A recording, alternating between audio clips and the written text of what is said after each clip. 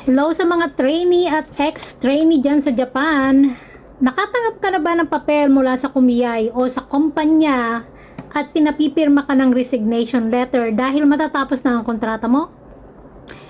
Sinasabi ba nila sa'yo na kailangan mo nang umuwi sa Pilipinas para makapag-SSW? Teka sandali, wag na wag kang pipirma ng basta-basta at huwag ka munang mag-impake dahil sa bidyong ito, hihimayin natin ang mga totoong karapatan mo na madalas ay hindi sinasabi sa'yo. Alamin natin kung paano ka legal na makakapanatili sa Japan habang lumilipat ng visa. At kung paano mo magagamit ang allowance na karapatan mo naman talaga. Magandang araw mga ka-Japan! Welcome back sa ating channel kung saan ang mga tanong nyo tungkol sa buhay, trabaho at batas dito sa Japan ay sinasagot natin ng diretso, malinaw at walang paligoy-ligoy. Kung bago ka pa lang sa channel na to, ako ang inyong Pinay Question na lagi nakaalalay sa paggabay sa inyo rito sa Land of the Rising Sun. Alam nyo, marami sa ating mga kababayan na nasa ilalim ng TITP o Technical Intern Training Program ang gustong mag-level up at lumipat sa SSW o Specified Skilled Worker Tokte Gino. Pero ang daming maling akala. Kaya pag-usapan natin ang A hanggang Z ng paglipat at ang mga benepisyong pwede mong makuha. Kailangan mo pa bang umuwi ng Pilipinas para mag-SSW? Unahin natin ang pinakamalaking tanong. Ibig ba sabihin ito, hindi mo na kailangang umuwi pa ng Pilipinas para magpalit ng visa mula sa TITP to SSW? Ang sagot ay yes. Hindi mo na kailangang umuwi. Pwedeng-pwede mong gawin ang buong proseso habang nasa loob ka ng Japan. Basta't may nahanap ka ng bagong kumpanya o isang rehistradong Toroku Shien Kikan o Registered Support Organization na mag-aasikaso sa'yo. At eto pa ang magandang balita. Kung natapos mo ang TITP2 or Trainee 2 na karaniwang tumatagal ng 3 taon, exempted ka o wala ka nang kailangang kunin na Japanese Language Exam or JLPT, JFT. Kung ang lilipatan mong SSW ay kaparehong industry ng training mo, exempted ka rin sa skill test. Kung ibang industry naman ang gusto mo, halimbawa mula construction papuntang food manufacturing, exempted ka pa rin sa language test. Pero kailangan mo lang ipasa ang skills evaluation test ng bagong field na napili mo. But, mag-flashback muna tayo ng konti. Gaano ba talaga katagal ang kontrata at period of stay ng isang trainee sa Japan? Ang maximum stay sa TITP ay 5 years. May 3 yugto ito. Una, TITP1 ang inyong unang taon. Pangalawa, ang TITP2 ang second year at third year mo. Ito ang pinaka-crucial dahil pagkatapos nito, pinto na agad patungong SSW ang bubuksan mo. Pangatlo, TITP3 ang optional na 4th and 5th year kung saan kailangang excellent ang rating ng kumpanya mo. Ngayon, marami ang nagtatanong, mula trainee 1 hanggang 3, maaari bang lumipat ng ibang kumpanya o dapat isang kaisya lang talaga? Ang pangkalahatang panuntunan ng TITP, bawal lumipat, nakatali ka sa isang kumpanya. Pero, may mga pambihirang exemption kung ang kumpanya mo ay nalugi o nagsara o kaya naman ay napatunayang may matinding paglabag sa karapatang pantao o power harassment, diyan ka lang papayagan ng audit na lumipat ng kumpanya. Kung wala namang sapat na dahilan at umalis ka lang dahil gusto mo ng mas mataas na sahod, maaari kang piliting pauwiin ng Pilipinas. Sikreto ng unemployment benefits at bridging visa. Dito tayo sa pinaka-importanting diskarte na tinatanong nyo. Pag natapos ang training, maaari ka bang mag-antay ng bagong visa status sa Japan at doon mo ba magagamit ang unemployment benefits? Yes na yes mga kapatid.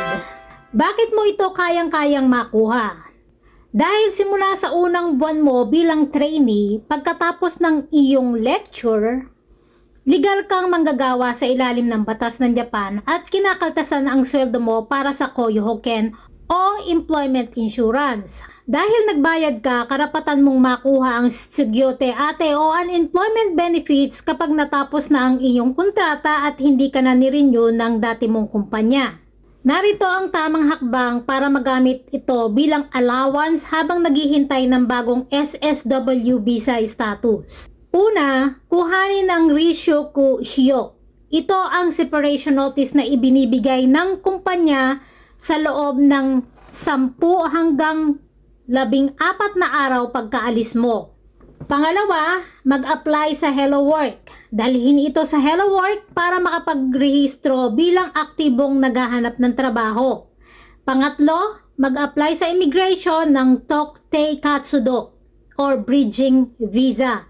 Sa loob ng 14 days, i-report ang pagkawala ng trabaho sa immigration at mag-apply ng Designated Activities Visa para sa job hunting. Ito ang magpapanatili sa iyo bilang isang legal sa bansang Japan. Habang hawak mo ang bridging visa na ito at aktibo kang nag-a-apply sa mga SSW companies na may patunay na interviews, buwan-buwan ka makakatanggap ng allowance mula sa Hello Work habang naghihintay ng bagong visa. Malaking tulong to, di ba? Dapat bang ipaglaban ang hindi pagpirma sa resignation? Kaya naman nasa desisyon mo ang diskarte kung pipirma ka o hindi sa inihahaing resignation letter ng kumpanya o ng kumiyay. Kung plano mo ay manatili sa Japan at mag-SSW, huwag kang pipirma ng resignation letter. Ipaglaban mo ang iyong karapatan, sabihin mo ng maayos, tapos na po ang kontrata ko kaya contracts expiration po ito. Hindi ako ang kusang nagre-resign. Bakit? Dahil kapag pumirma ka ng resignation, pinalalabas mo na personal na dahilan o due to go ang pag-alis mo. Ang parusa ng Hello Work dyan, may 2 hanggang 3 buwan na penalty waiting period bago mo makuha ang unang sentimo ng allowance mo para sa unemployment.